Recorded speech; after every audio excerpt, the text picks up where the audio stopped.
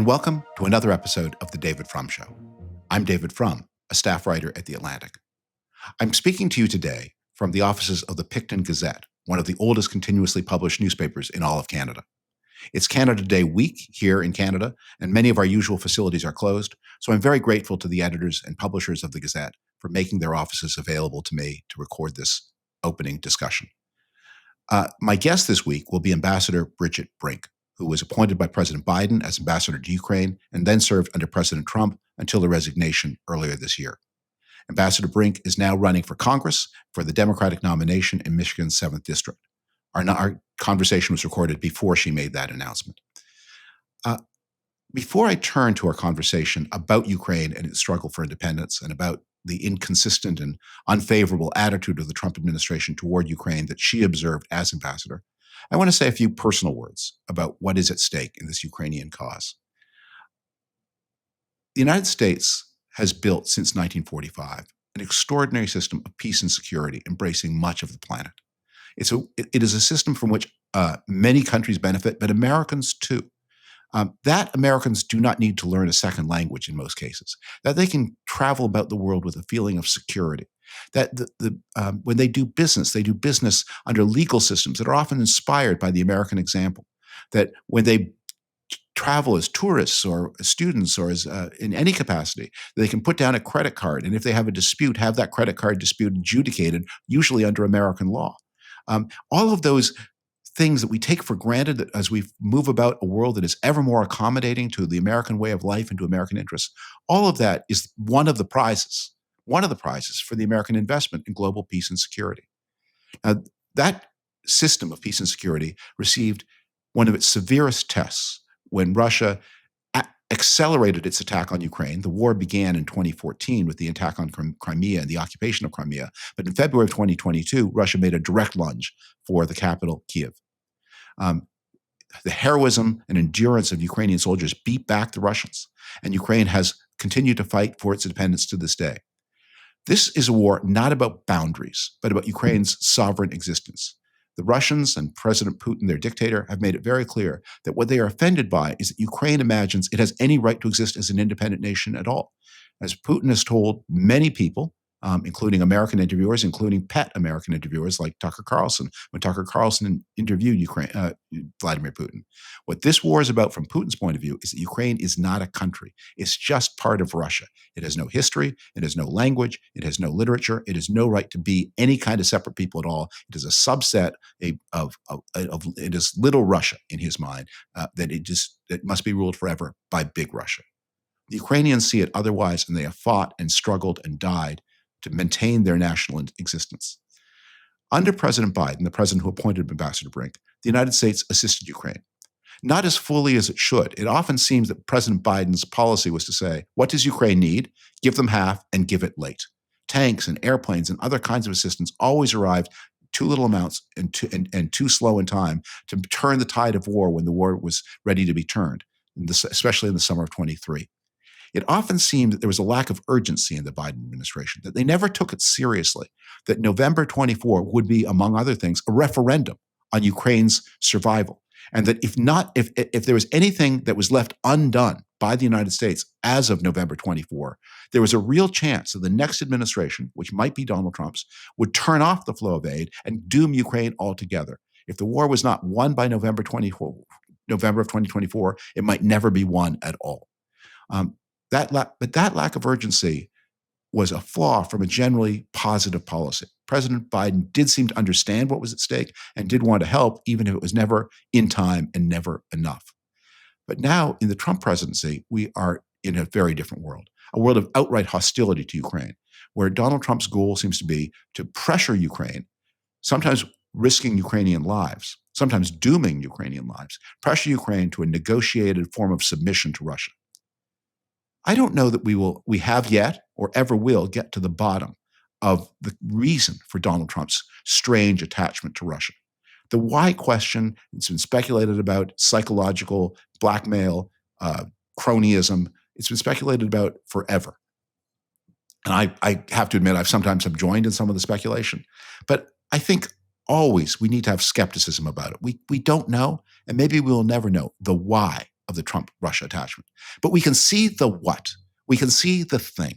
We can see that there is something going on here that is way beyond the usual about how Americans feel about foreign dictators, a kind of something that is influencing American policy in ways that are injurious to all kinds of societies, not only Ukraine, and that has biased American policy toward the support of the goals of this aggressive dictatorship in Moscow.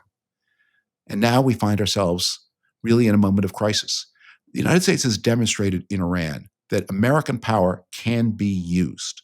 It is proven, this administration has proven that all those op-eds and think pieces and campaign propaganda about Trump as a dove, as a non-interventionist, were nonsense. Trump struck Iran. Right now, there are American Predator drones flying over Mexico.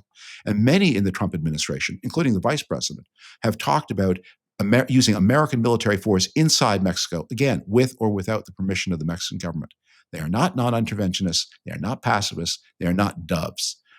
What they are people who are hostile to the Ukrainian cause. The Ukrainian cause is a great cause. It's one that deserves respect and support from Americans, as it has gained and deserves support from America's allies. Ukraine has done so much by itself. It has fought and struggled and defended itself, but it probably cannot win by itself. To win, it needs help. That help was forthcoming, inadequately, but forthcoming from the Biden administration, and it's been dialed back by the Trump administration. It needs to be a top-of-mind issue in our national discussion today. What can be done to help Ukraine? Why won't Donald Trump do it? How can he be pressured to do it? In that debate, Ambassador Brink has been and will be one of the most important voices, first as a successful and effective ambassador, then as a powerful critic of the administration she served, and now as a candidate for Congress.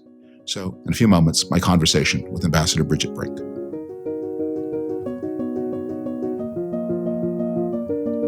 Ambassador Bridget Brink is a career diplomat. A native of Michigan and a graduate of Kenyon College, her service to the United States commenced during the Clinton administration. She has represented the United States in Uzbekistan, Georgia, and the Slovak Republic. In between, she rose to higher and higher positions and ranks in the State Department and on the National Security Council staff. In February 2022, as Russian columns raced toward Kyiv to capture that Ukrainian capital, and as Russian airborne troops descended on the Kyiv airport, President Biden asked Bridget Brink to serve as his ambassador to Ukraine, an emerging war zone, one of the most dangerous posts in all of U.S. diplomacy. She was formally nominated in April of 2022 and has led the mission until earlier this year. She resigned in 2025 to protest President Trump's persistent refusal to acknowledge Russia's responsibility for the war Putin started. And Ambassador Brink, thank you so much. Welcome to the David Frum Show. Let me ask you to take us back to that moment when you got the nod to serve in this historic role at this historic time. How did that happen? What was that like? Well, thanks, David. Thanks so much for having me on. Well, I remember it like it was yesterday, but now it was more than 3 years ago. As you know, or probably know, we have a long process to bring new ambassadors into positions. So I knew for a while, even before the war started, that I was the president's candidate and had to go through the formal confirmation process. And when the war started, I got a call and I was asked, are you still interested in this post? Because we think we may have to close the embassy. We don't know where the embassy will be. We don't know what will happen with the war. What's your position? And I remember very distinctly, I said, no, I absolutely am committed. I think this position is more important now than maybe ever. And so keep going. And I also said, we need to stay and then go back. And that's what we did. Yeah. I want to protect us both against the temptation that a lot of Americans have to think that the war started in February of 2022. In fact, it started in 2014. But for a long time, the fighting was localized to certain border regions between Russia, the Ukrainian territory, but near Russia. In February 22, we had an escalation of the war where the capital itself became under siege. When did you arrive in Kyiv? I arrived in Kyiv at the end of May 29th, 2022. And I came in by land. At that time, we were driving. And I came in, I had a chargé that I was replacing. We hadn't had a confirmed ambassador in Ukraine for over 3 years. And I remember that very distinctly because it was me and 9 other diplomats. And that's who returned back to help reestablish and reopen the embassy. And when I got there, of course, embassies, when they close, they're taken down in a way to protect our national security. So areas that are sensitive or things that are sensitive are removed or destroyed. And so when we got to the embassy, we literally had nothing that you could plug into the wall. So if you think about, what do you need when you're working? Well, you need your computer and you need your various things that help you do your job. And because of a closure, that did not exist. So this was the unexpected, I'd say, challenge that we had in the first few days and weeks, because not only were we coming back into a war zone, not only did we not at the time have any air defense because it was the early part of the war, it was very uncertain, we also didn't have a functioning operating embassy. And that, I have to say, was a huge and heavy lift, because usually when you reopen an embassy, you reopen it in conditions of peace, not in conditions of war. But here we were trying to do that in conditions of war. Where did you sleep and eat? So in the first 3 months, I slept and ate in the embassy. So I actually was given a room in the Marine house. So we didn't have Marines at that time. Marines usually protect embassies overseas. And me, and it's a small, like 6 or 7 rooms. And so I had a room, just like everybody else's room in the Marine house, whatever Marines live in. I think it's now called like the ambassador's room. And I slept and ate at the embassy. We have a small cafeteria, and I ate there. And in fact, I didn't want to leave, because after 3 months, we moved to another location because we were getting bigger as I pushed very hard to bring more people back. And I didn't want to move because literally from the time I opened my eyes in the morning until the time I closed them, I was working. And I didn't want to take the time that I needed to do any kind of commuting back and forth to the embassy. And so I think I was the last one to leave the embassy purely because of that, not because I didn't want to go and normalize, but because I worried it would take precious seconds and minutes off of what we needed to do the job. And as I told everybody, we're working at the speed of war.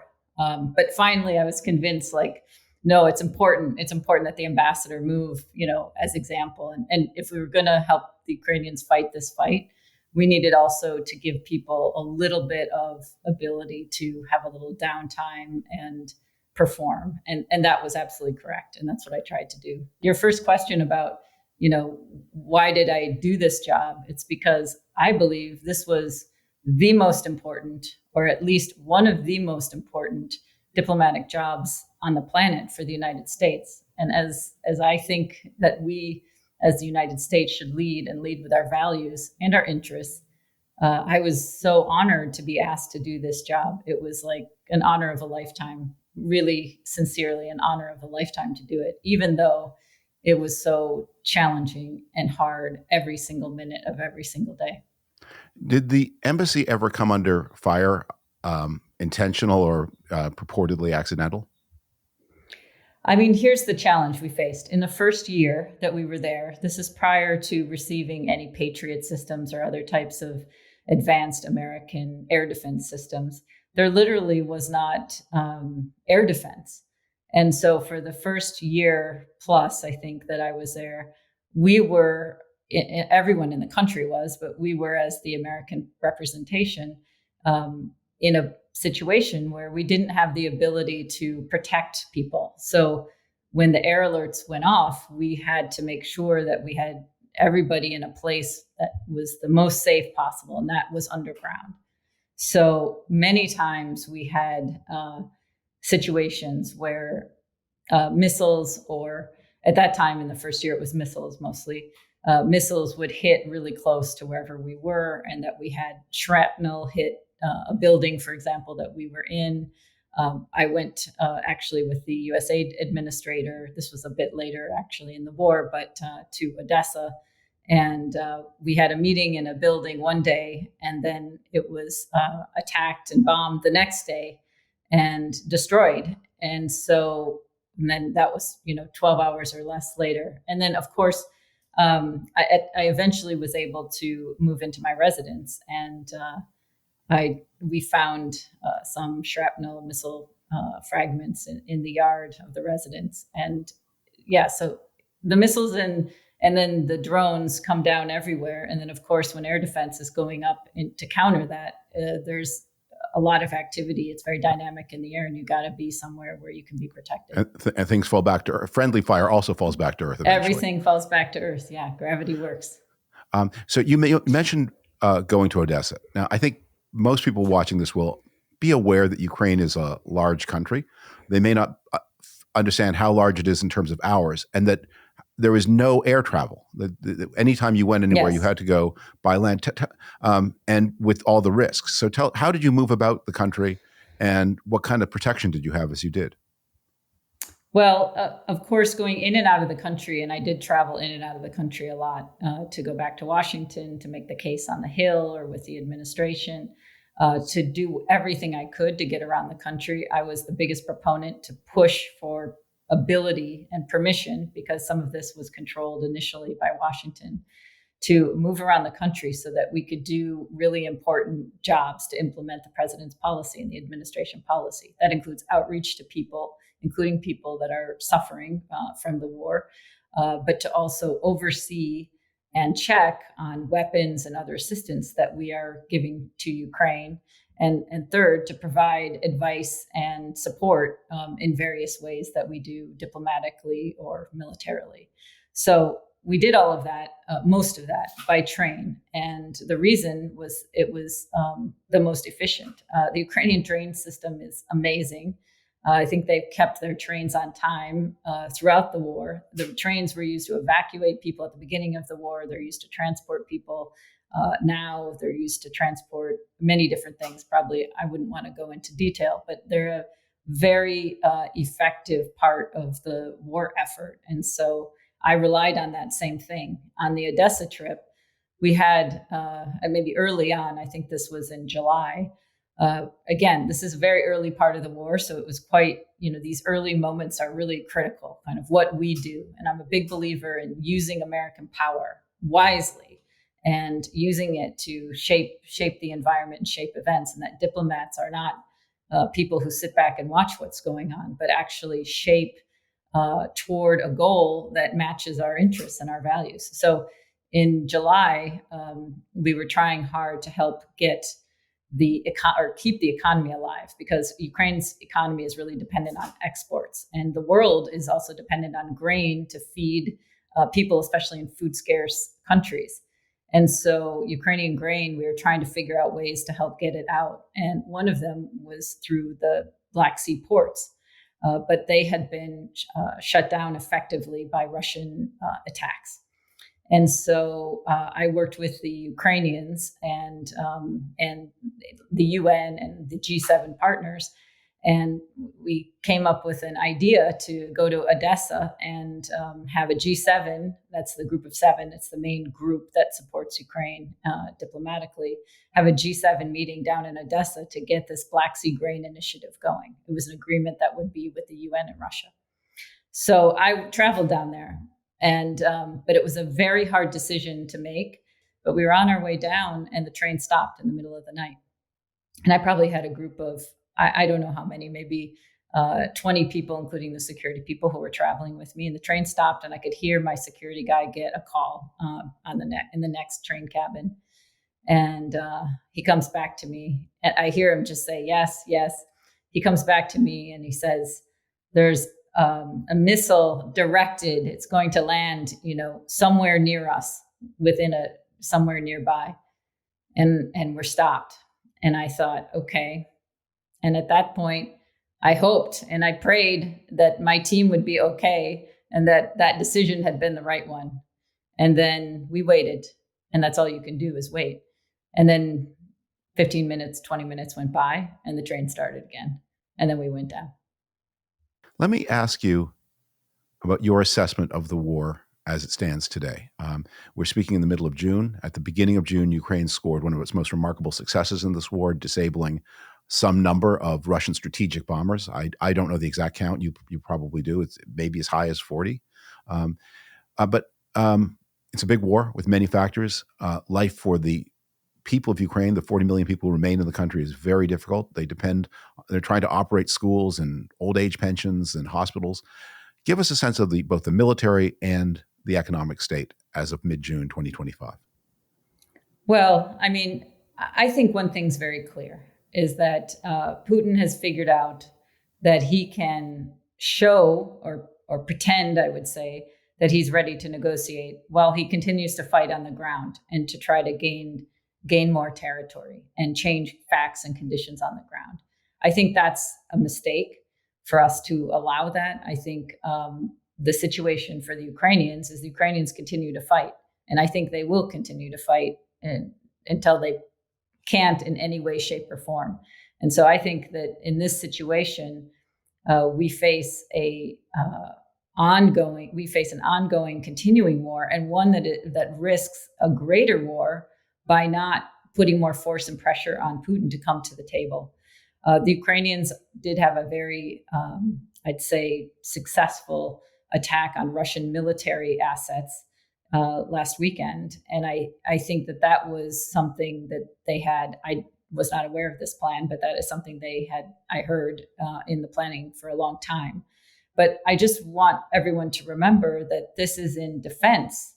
The Ukrainians hit military assets. The Russians also, in the last week or so, have launched hundreds of drones and missiles across the country of Ukraine that have killed many civilians, including children. And this is happening and has been happening throughout the war. As I listen to you speak, and I hope this comes out the right way, because I don't mean this is in any way a disrespectful or querulous point, but I notice you're arguing with a lot of things that you would think no rational person would propose in the first place. You're arguing that Russia's the aggressor, not Ukraine. You are arguing that the defense of this embattled, invaded democracy is something that Americans should care about. You sound a little bit like someone who's been on the receiving end of arguments with the most anti-democratic, anti-social, anti-American people you can possibly imagine over the past number of months, and that is the way, that is the judo pose in which you are ready to spring into action. Am I hearing the reverberation of 6 months of discussions against people who would say things like, well, maybe Ukraine's at fault, maybe this isn't important? Well, I mean, of course, you've heard what the administration and what the president's position has been, to be some kind of independent or, independent mediator. I strongly disagree that is a position that is good for U.S. interests. I mean, in the small sense, and this is really important for Ukraine. It's really vital that we don't allow Putin as an aggressor to just change borders by force, because this sets a terrible precedent here. It sets a terrible precedent in other places around the world. But I think what I want to say is that more strategically, I think Putin's goals are much bigger. I don't think it's just Ukraine. I think people who think that, Putin will stop at Ukraine, that's not my experience in 28 years working in this part of the world. Putin doesn't stop unless stopped, unless given clear positioning that we and partners will oppose a specific direction. I believe he's going to keep going. I think it's clear to me that he wants to reverse Ukraine's path toward not just the EU, which is where this all started, but also to NATO, to weaken NATO, to divide Europe, and to weaken the United States. And to me, we need a policy that is strategic in the sense of framing what our actions are to achieve the goal, which I think should be to stop Putin from being successful in this attempt. But you spent a lot of time arguing things that one would have thought were settled, like this war is Russia's fault, not Ukraine's fault. Yes. I mean, I think arguing is the challenge in the current moment. Maybe two things I would say. One, I think what's at risk now is so much bigger than just Ukraine. I think Ukraine I care very deeply. I spent 3 years of my life in a war zone. trying to protect my team, but also advance our goals of keeping Ukraine free.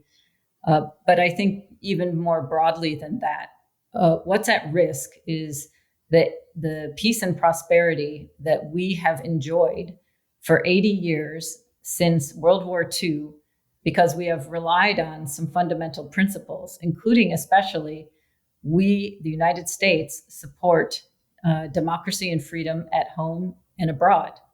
We, the United States, believe that it's important to work with our friends and allies.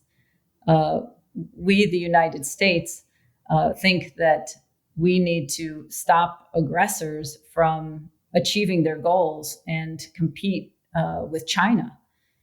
I think people don't maybe think about it in this sense, but I think about how undermining some of these principles is risky. It's risky for us, it's risky for our children and future generations, because we're taking away some of the foundation of what has built our own prosperity, what has built our own success as a nation.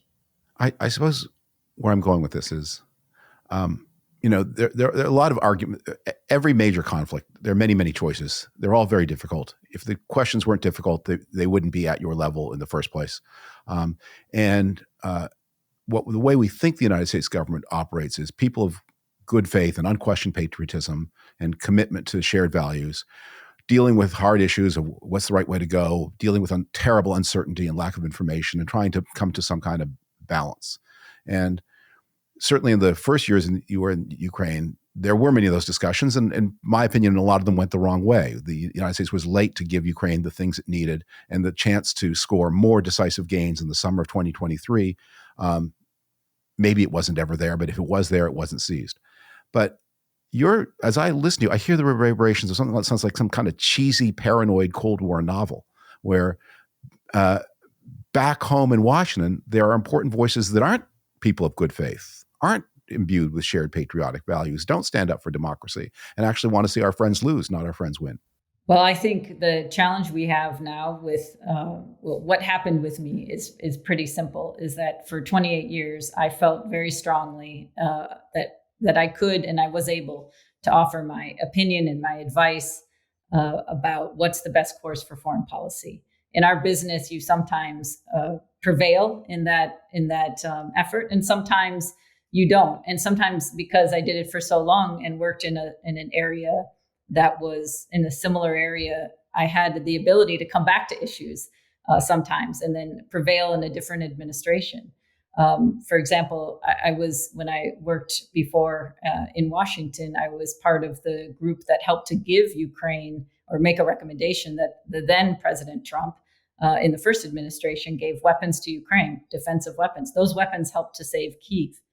But now coming back in the second administration, here's what happened. Every day I woke up and I was told I might be fired, so I should be careful what I say and what I do. That's that's fine in terms of we all serve at the pleasure of the president. That's the way the system works for ambassadors.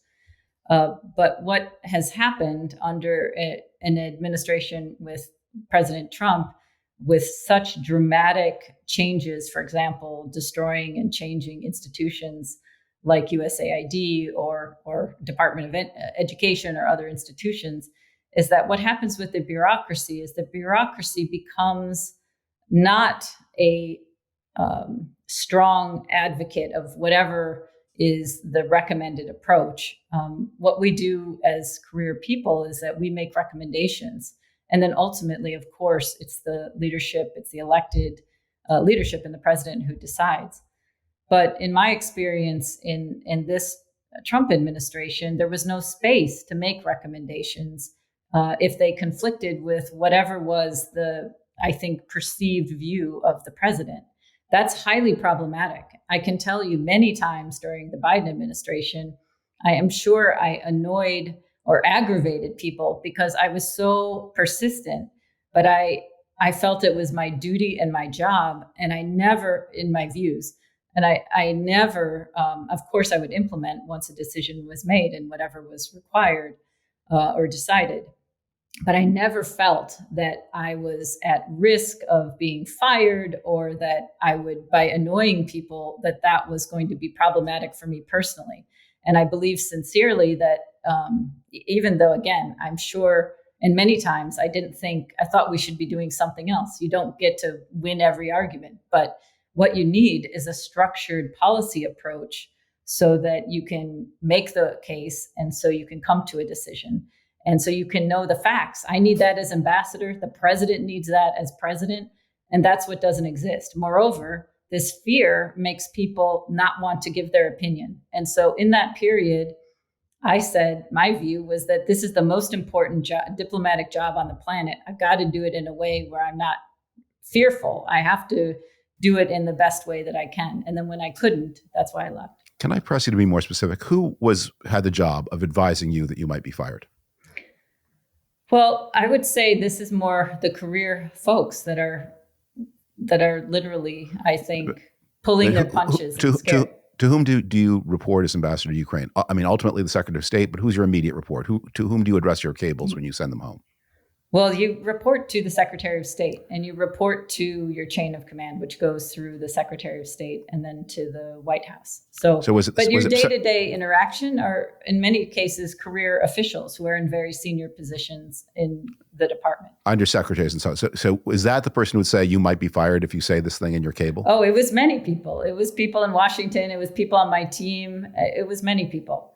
But did you talk to Secretary Rubio, who was once a friend of Ukraine, once an advocate of traditional American leadership, and who seems to be making his own calculations. Did he ever communicate to you, you're going too far, you're in danger? No, he did not. Wasn't that his job? Well, I don't know if that was true or not. I think a lot of it. I mean, I heard and respected. I always want to hear divergent views. And I heard that, but it didn't change what I did. I still believed that I had to do it a certain way. And I want to hear when people think, I need my advisors or I need people in Washington to give me a steer on which way to go. And I want to keep, as a person of the career service, you can't step out and have your own policy. You have to keep within the policy lines. But at the same time, it's very hard to have a policy that had been very clear about who's to blame, who's responsible, what's happening on the ground, that children are being killed, that people are losing their lives and their homes. And this is happening, today, right now, and not be able to speak about that publicly. So, but it was my job to continue to try. So that didn't deter me from trying to do the job, but it made it really underscores to me what worries me, because having institutions that are strong, they need to execute policy as decided by the president, but you need institutions that can offer advice and guidance so that the president can make the best decision. And that is a structure that exists and has existed in every administration. And some are not so great and some are better, but there's always been the structure.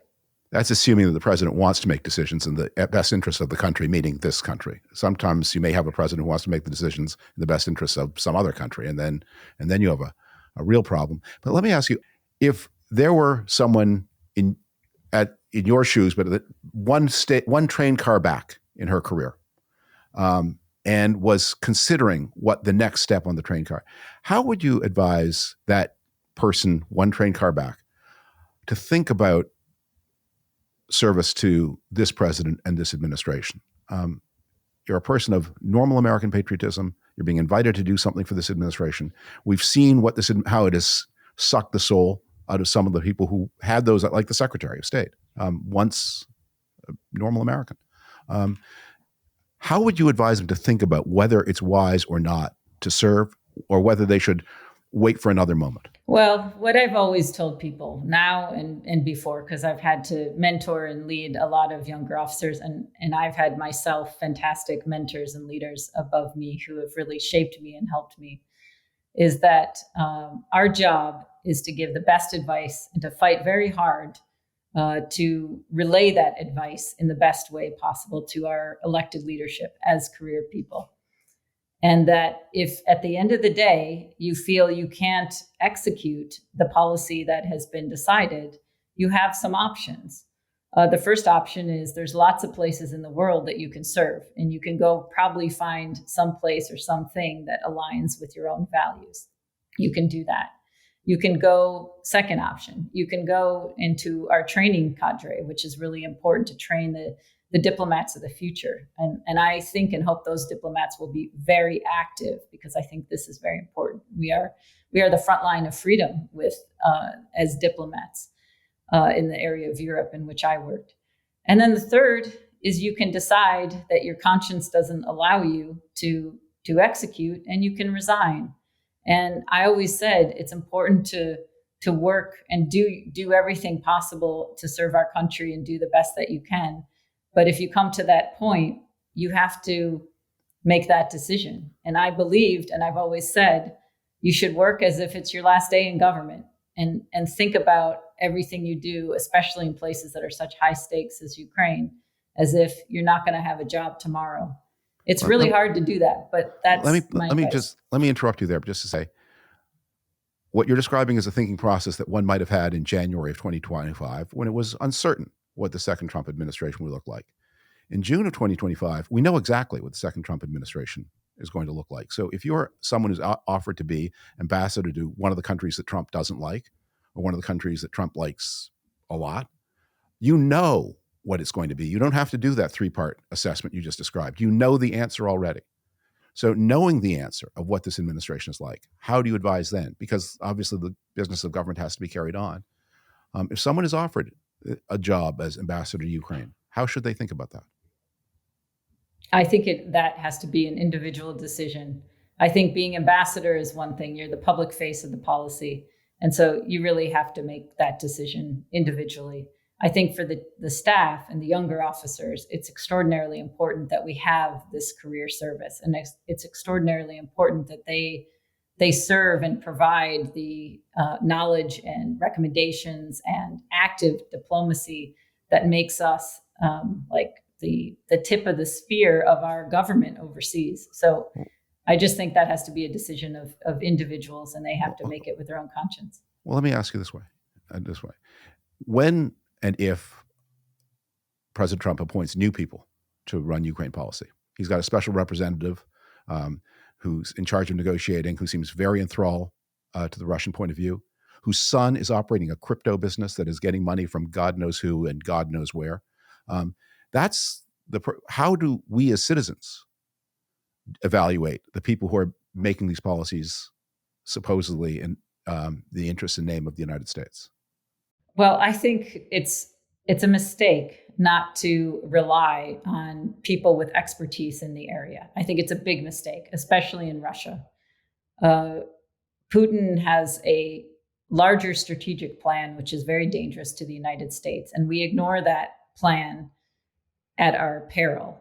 And although he operates tactically, so he can be defeated, but I think it requires a very thoughtful, strategic, coordinated approach. And that's something that in the second Trump administration, my challenge had been getting advice to the right person, because there are a number of different people who are working on Ukraine and on Russia policy. And in that bifurcated way, it was very difficult to get advice. And when I asked, how do I best relay advice and information, I was told I had to go to a multiple number of people across our government in order to affect the policy, because there wasn't, as I said, a policy process, a decision-making process.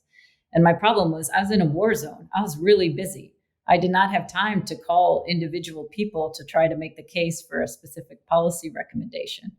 And I think that's something that can still be put in place, but that was and is a big part of the problem. It's the chaos of the policy process, which I don't know why that's the operating style, but it is not conducive to our ability to execute and implement a strategic foreign policy that deters Russia, sends the right signal to China, and advances American interests for Americans here at home. So you're saying that there's kind of a secret hierarchy where theoretically the Secretary of State is in charge, but actually the president of the Kennedy Center is a lot more important than the Secretary of State to American foreign policy. And that's not a hypothetical example. That may be a very real one.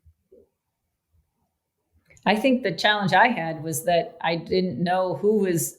I could, of course, talk to some people within the administration who I thought genuinely understood the challenge of Ukraine and how to approach it. But I did not sense that there was an ability to inform the president in a way that would help us advance our policy.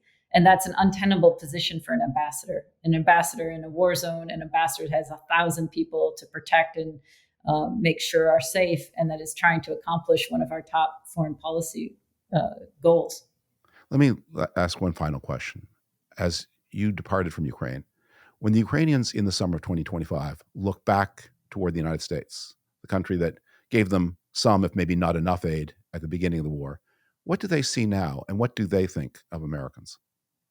Well, maybe I'll tell you a story of my last few days when I was in Ukraine and met with a very senior official, and it was one of my last calls. Basically, he showed me what had been presented. He said had been presented to the Ukrainians as a possible way forward in terms of a peace negotiation. That paper, which I won't go into detail of, but included what I would say Putin's wish list of everything that he wants.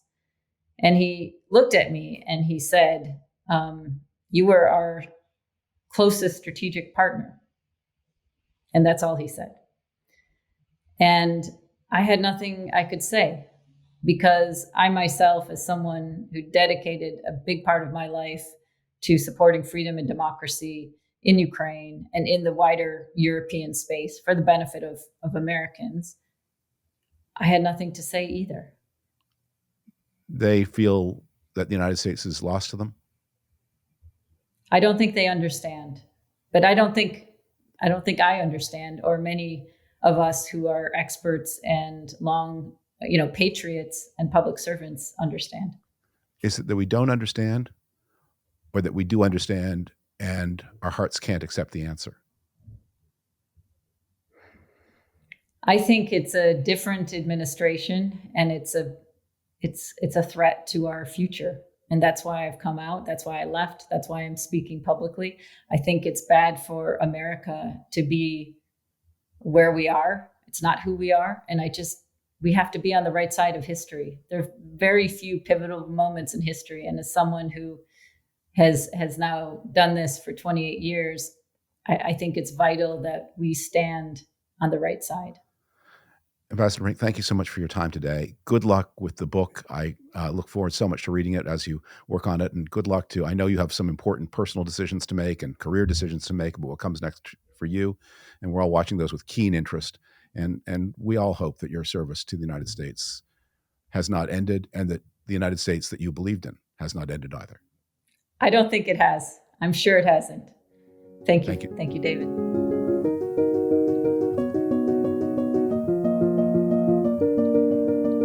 Thank you so much to Ambassador Bridget Brink for talking to me for this edition of the David Frum Show.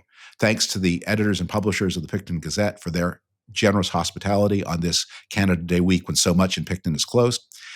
If you are enjoying this podcast, I hope you will share it with friends, especially this episode, which is so urgent about Ukraine's survival.